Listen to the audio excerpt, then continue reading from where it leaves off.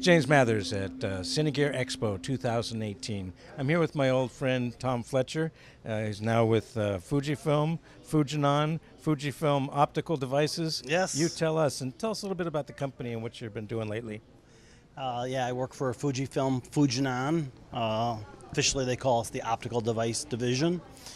Dealing with our cinema line of lenses primarily, although we also do make our historic line of 2/3 inch broadcast lenses that are 4K in the broadcast and sports world, but they brought me on to specifically help them with the cinema market. And in the cinema market, we have 4 different lines of lenses, from a lower end, the MK line of lenses, to our Cabrio line, which is there's an XK and a ZK, and then the premier line of lenses are our HK lenses. Those are $80,000 as opposed to $4,000 for the MKs. Well, I know a little bit about the Cabrios. Yes, I own a couple, and that's what we're shooting with right now. Yeah. But you've had some additions to the Cabrio line lately.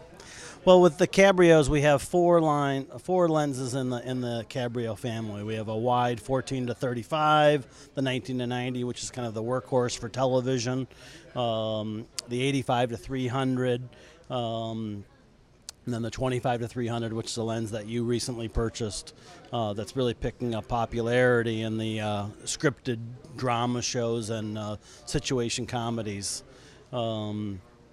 And then we have our little MK lenses that have become extremely popular, that are E-mount, and aftermarket companies have made adapters that allow the lens to be put onto a micro four thirds mount.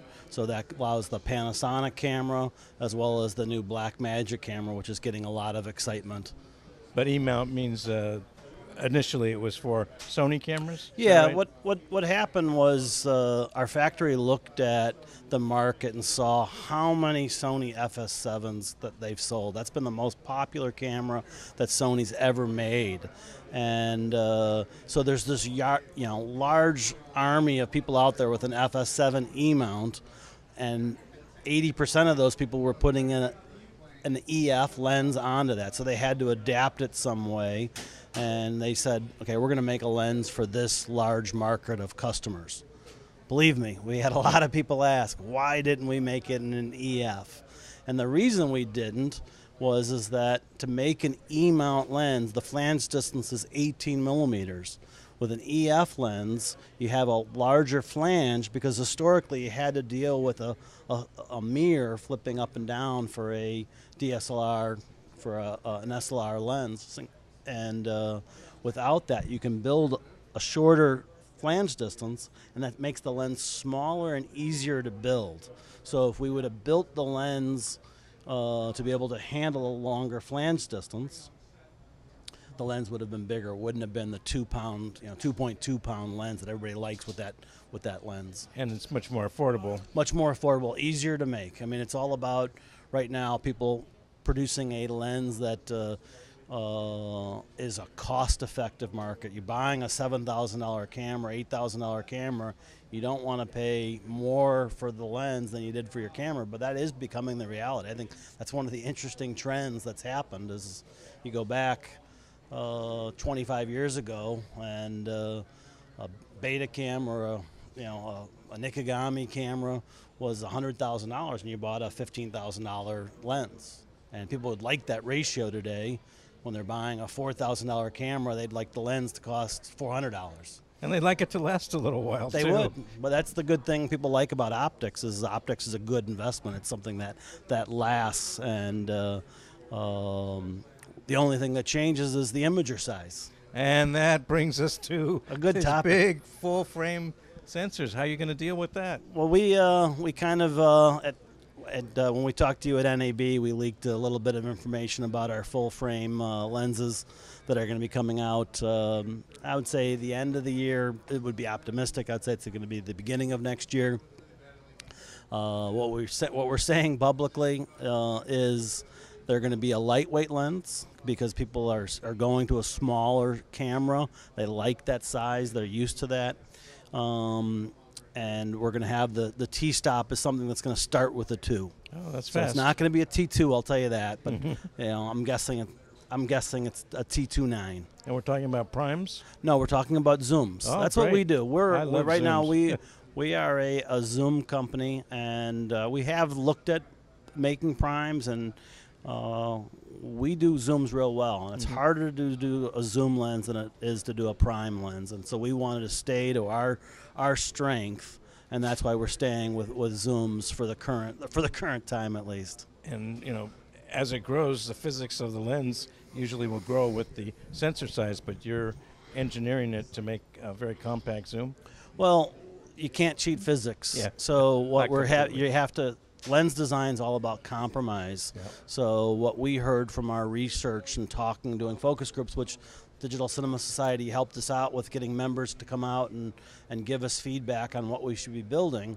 And what we heard from customers is that they want a fast lens. A number that starts with a 2 is exactly what we heard. So we can build a lens that's a T4 or T4.5, and it would give you a longer zoom range, but people want that shallowed up the field.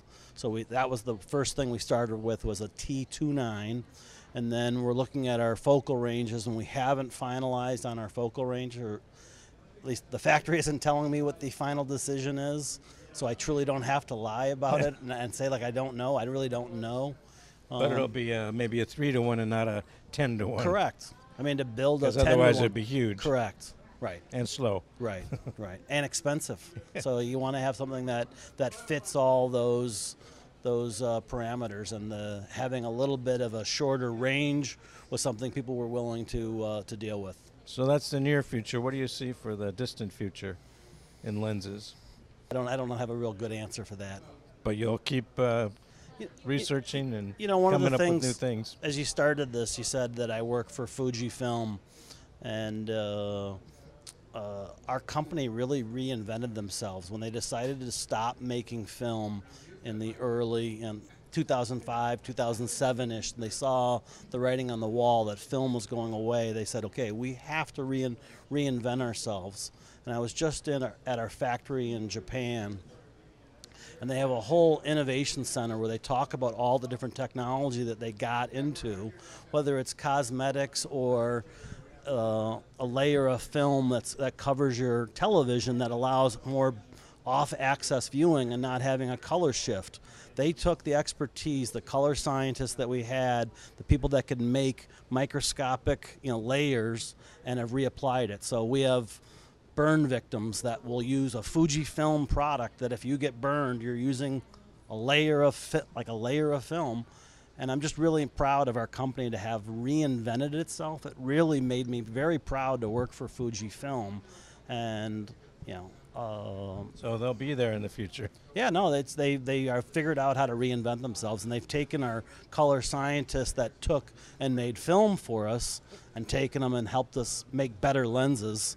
And having a popular product is having good people behind us. Well, I'm looking forward to seeing the new lenses Yeah. at the end of the year or soon thereafter. Sounds good. Thanks, Thanks, Tom. All right.